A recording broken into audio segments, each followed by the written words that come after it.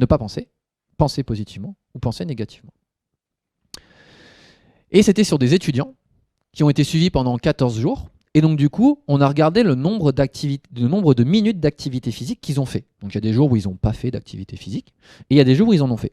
Et globalement, on a identifié que les jours où les étudiants s'engageaient dans de l'activité physique, alors ils avaient un niveau plus élevé de détachement psychologique, de pensée positive vis-à-vis des études, et plus bas de rumination affective, par rapport à des jours où ils ne faisaient pas de minutes d'activité physique. Là, on est sur un niveau intra-individuel. On compare les individus par rapport à eux-mêmes, non pas entre eux. Et ensuite, on s'est intéressé aux affects au moment d'aller se coucher. Et on s'est rendu compte que les soirs où les individus avaient vécu beaucoup de niveaux de détachement psychologique, avaient eu des pensées positives vis-à-vis de leurs études et avaient des ruminations affectives par rapport à des études qui étaient basses, alors ils avaient un affect, le happy affect, l'affect heureux en français c'est un peu bizarre, le soir avant de se coucher qui était beaucoup plus élevé. Et cet affect heureux le soir conditionne l'engagement étudiant, il prédit l'engagement étudiant qu'ils allaient avoir le lendemain pendant toute leur journée de cours. Donc on leur demandait le lendemain à la fin de la journée de vous dire à quel point tu as été engagé dans tes études, etc. etc. Et donc plus ils avaient un niveau d'affect heureux le soir, en contrôlant la qualité du sommeil et l'affect le matin, qui n'avait pas d'effet, alors on a un engagement dans les études qui est plus élevé. Par contre, ce qu'on a eu dans cette étude qui est assez surprenant, c'est que c'est une médiation qui n'est pas complète, c'est pas un processus de médiation qui est complet, c'est une médiation partielle. Et l'activité physique a un effet négatif sur l'engagement dans les études le lendemain. En gros, plus je fais d'activité physique le soir, plus je vais avoir tendance à avoir un engagement dans mes études plus faible le lendemain. Par contre, si cette activité physique, elle permet de générer certaines pensées par rapport à mes études, alors, si on pousse la chaîne, je vais favoriser cela. Ça, c'est un résultat assez surprenant par rapport à notre littérature. Alors, c'est en lien avec une dernière étude qui a été montrée par Madame Solentag. Elle a fait une étude avec Arnold il n'y a pas très longtemps. Et elle a montré ça. Elle a montré finalement que les tendances de récupération le soir avant de retourner le lendemain faire des études, ça ne marchait pas dans le sens qu'on s'attendait. Et en fait, l'idée, c'est peut-être que l'engagement dans une activité physique induit une fatigue physique qui est assez élevée. S'engager dans une activité physique, parfois, ça peut être générateur de certaines demandes cognitives, émotionnelles, etc., selon comment elles se passent. Donc, cette activité physique-là, elle peut avoir un effet sur l'engagement le lendemain. Par contre, si cette activité physique, elle permet d'enclencher certains modes de pensée, alors ça peut être pas mal.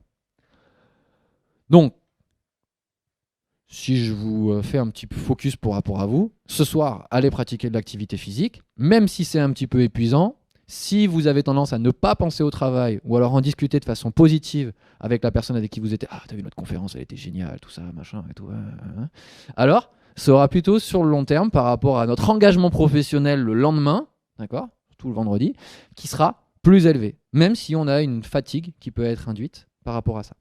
Le biais de cette étude-là, chose qui est améliorée, c'est que dans l'engagement dans les études le lendemain, on a le questionnaire de Schoffeli dont je vous ai parlé tout à l'heure, qui ne mesure pas très bien les composantes physiques, cognitives, émotionnelles.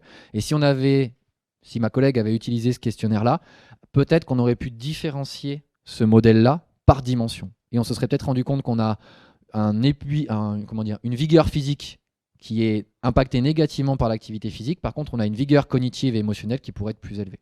Ça pourrait être très intéressant.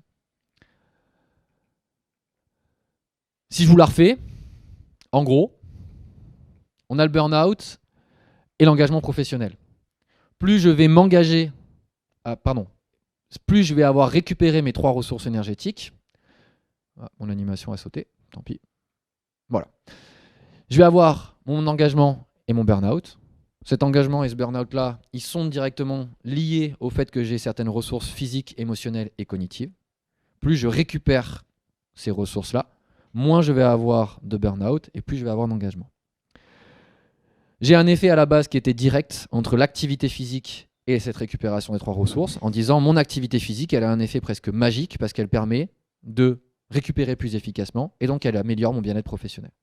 Et lorsqu'on va creuser un petit peu, finalement, c'est les expériences que vivent les gens pendant ce temps-là qui expliquent pourquoi parfois l'activité physique a un effet positif ou plus ou moins bénéfique selon si cette activité physique génère ces expériences de récupération-là. Ça permet de renvoyer un message en disant, finalement, cette activité physique qui est là-bas, elle doit permettre l'expression de certaines expériences de récupération pour être sûr de pouvoir engager un effet récupérateur sur le bien-être professionnel. Ça permet aussi d'envoyer un message très clair à ce qui existe dans le contexte professionnel en disant, c'est pas juste faire 1 heure de CrossFit à vos collaborateurs tous les jours qui va faire en sorte qu'ils iront mieux au boulot.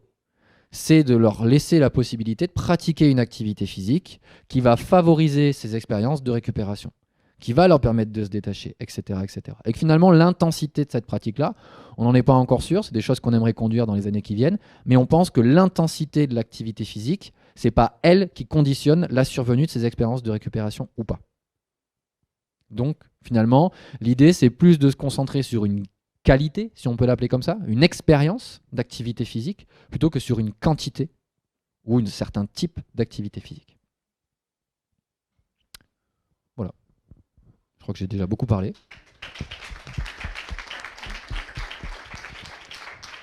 Merci. On a un petit peu dépassé le temps qu'on avait prévu, je crois. On prend quand même le temps pour quelques questions. Moi, j'avais une question sur comment on se rend compte que ce processus est enclenché. Oui. Ouais, excellente question. Par rapport à ce qu'on dit tout à l'heure, ce que j'ai commencé à évoquer sur cette idée que l'idée à la base qu'il n'y a que les faibles qui font un burn-out, etc. Et en fait, c'est l'inverse. C'est-à-dire quelqu'un qui fait un burn-out, c'est plutôt quelqu'un qui ne sait pas dire non, qui ne sait pas se désengager pour forcer une récupération, etc.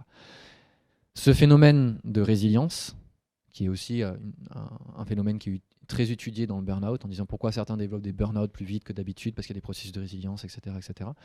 Ça masque aussi notre propre perception de ce qu'on est en train de vivre. Et souvent, c'est l'entourage qui envoie les premiers signaux, en disant t'es super agressif, t'es super irritable, tu te rends compte, etc. etc. C'est pas toujours l'individu qui se rend compte. L'individu est dans une lutte. Il est dans une lutte contre. Il y a une guerre qui se passe à l'intérieur de lui-même. Donc il est dans une lutte et il ne sait pas trop. Maintenant, il y a des symptômes. Un des symptômes qui arrive le plus rapidement quand on développe un processus d'épuisement professionnel, c'est le sommeil. Très forte perturbation du sommeil. Quelques études, pour l'instant, ce n'est pas encore très clair, mais quelques études font l'hypothèse que dans le processus du burn-out, il y a une suractivation du système nerveux autonome sympathique.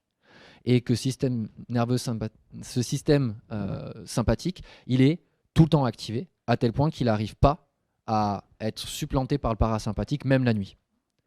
Donc du coup, on a un système sympathique qui est toujours activé. Ça, on le voit, il y a une étude de Lennartson en 2016 qui a montré que les gens qui étaient en situation d'épuisement professionnel clinique, ils avaient un effondrement de la variabilité de la fréquence cardiaque par rapport à des groupes contrôle ou des gens qui étaient sur des burn-out modérés. Donc, c'est pas arrangeant qu'il n'y ait pas d'effet de la baisse de la variété de la fréquence cardiaque sur des burn-out modérés, parce que ça aurait pu dire, bah, tiens, on a un indicateur qui pourrait, chez Monsieur Tout-le-Monde, globalement, j'aurais dit à tout le monde d'acheter une Apple Watch en vous disant, bah, surveillez bien la variabilité de la fréquence cardiaque, là, et puis quand elle commence à être pas très bonne, c'est que vous risquez de faire un burn-out. Non, ça marche pas très bien. Cet effondrement du système, le fait que le parasympathique il soit jamais activé et que le sympathique soit toujours activé, quand on est sur des stades légers, modérés de burn-out, c'est pas assez fort, ça se voit pas assez. Par contre, quand on est sur des niveaux cliniques de burn-out, là, c'est clair, l'effondrement de la variabilité de la fréquence cardiaque, il est très important. Ce qui va permettre de faire ça, c'est peut-être de se poser la question. Les questionnaires de burn-out, ils sont librement accessibles. Le questionnaire Masslash n'est pas le meilleur, certes, mais vous tapez Masslash Burnout Inventory sur Google, vous tombez sur plein de sites qui proposent de répondre aux questions et qui vous donnent votre résultat direct en bas. Donc ça, c'est peut-être un peu plus par là qu'il faut commencer à réfléchir.